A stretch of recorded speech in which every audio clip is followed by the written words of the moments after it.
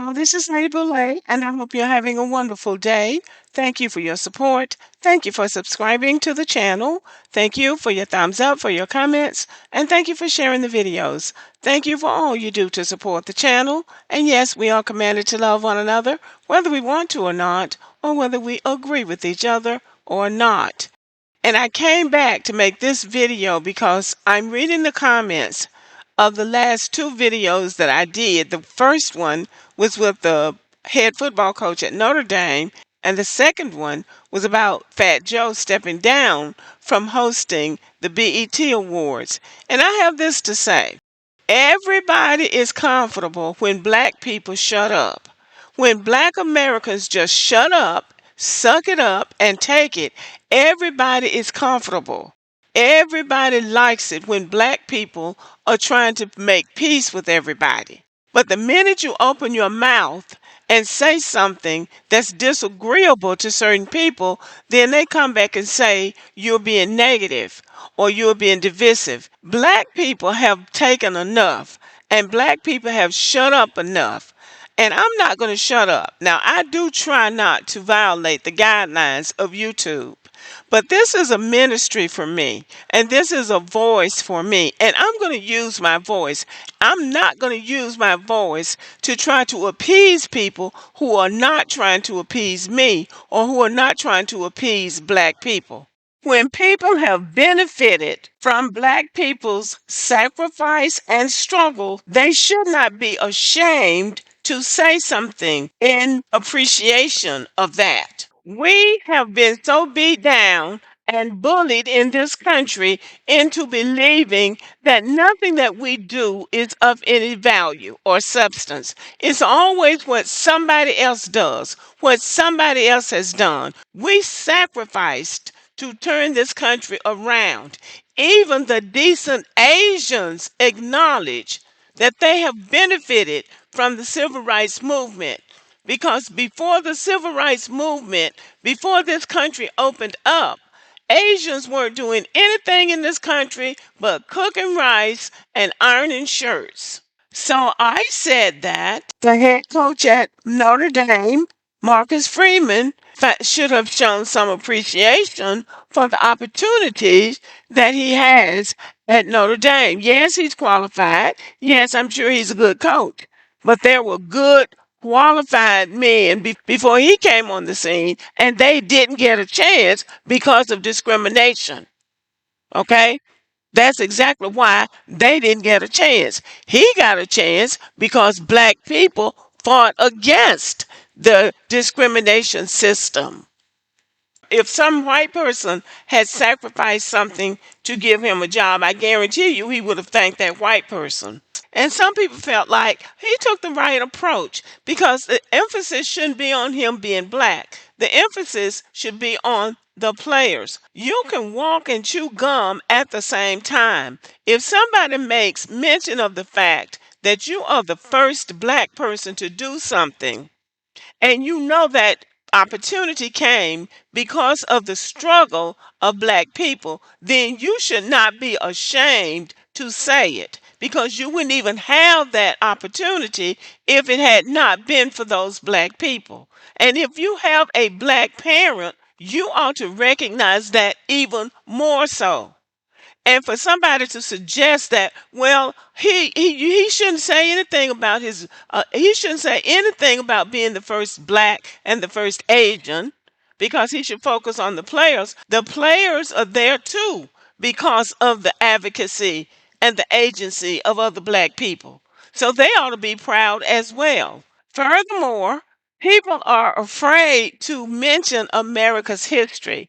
People want to believe that America is freedom and justice for all when it has never been that. They're so afraid of these jobs once they get them that they can't even acknowledge the past of the university or of the country that they live in. trying to pretend that America is this great melting pot where everybody's treated the same and everybody has the same opportunities and nobody ever had to struggle for anything. This country just automatically appeared down from heaven perfect. This country was built on blood, sweat, tears, suffering, struggle, and sacrifice, and more. And people are afraid to say that because they're afraid they're going to lose their jobs. Well, that's understandable. You're scared you're going to lose your job, but you're supposed to be an educated person. You ought to be able to frame a discussion without offending everybody, to give credit to where credit is due. And it's not even that I'm saying he should give a history lesson during an interview or that he should become a civil rights leader on the football field. I'm simply saying if it's brought up in the interview, then you should be able to acknowledge that, yes, I have a wonderful opportunity. And as the first Black Asian coach, I'm going to do everything I can to make this team the greatest success it's ever been, or something like that, as opposed to just saying, well, it's not about me. We know damn well it's not about you. It's about the people that got you there. And here's another question. Why is it that Notre Dame has never had a black head football coach before? Notre Dame has graduated many outstanding black football players who have gone on to the NFL or who have gone on and made successful careers in athletics. So why is it that they're just now in 2024 hiring a black football coach? That's something to be said for them. That lets you know right there they're not fair minded because black coaches are just as successful as the white ones. It's just that the white ones get more opportunities than the black ones. So why hasn't somebody asked Notre Dame, why are you just not hiring a black football coach? See, everybody's afraid to challenge that kind of stuff, but you can overlook black people and disrespect black people, and that is what I have a problem with. So this is what's problematic in black America. We have been buffaloed and bullied into not saying anything about our accomplishments. You can talk about what other people accomplished. You can make a big deal over the Indians and the Koreans and the Asians, as it were. But you're not supposed to say anything about black people because, well, maybe they'll get the big head or maybe they'll start thinking they're superior. Well, you wouldn't think it if it wasn't true. And the fact that you're concerned about black people thinking they're superior, that's a problem right there. Because that says that you, in the back of your mind, think black people are superior. So it's not our fault that other people have a problem with us being excellent, or that people have a problem with the fact that we put up the struggle and we won and the other people didn't, but they're benefiting from it. I don't see anything wrong with that young man, Marcus Freeman, saying, yes, I am glad to be here as the first black and Asian football coach, and I'm going to always do my best to represent that. There would have been nothing wrong with him saying that, because he's just one person and there are going to be others. And for people to say, well, there are black people who don't recognize the civil rights movement. Well, here's the thing. Black people are going to pay a price for whatever accomplishments they make regardless. But these other people are not going to pay a price. They're just going to benefit from it and keep on moving toward whiteness, because that's what it is. And everybody who has a problem with that, well, you're just going to have a problem with it, because he is where he is because of black people. And then Fat Joe, I think most people really agree with Fat Joe, needs to go away. He needs to go away. But he is another person who has benefited from a creation of black people, and then he wants to come in and behave as if he's a boss, as if he was a part of that creation. And people are right to put him in his place.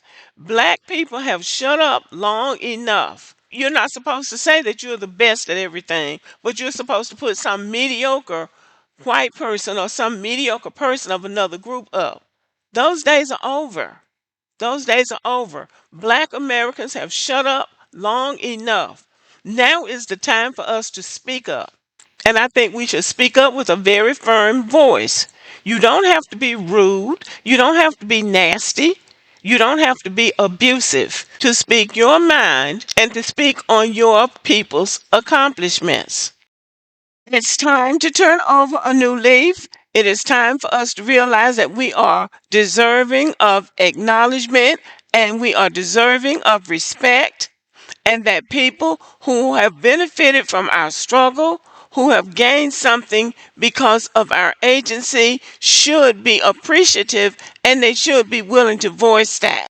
Now, that's how I see it, but let me know how you see it. Thank you for listening. Give me a thumbs up and have a good evening.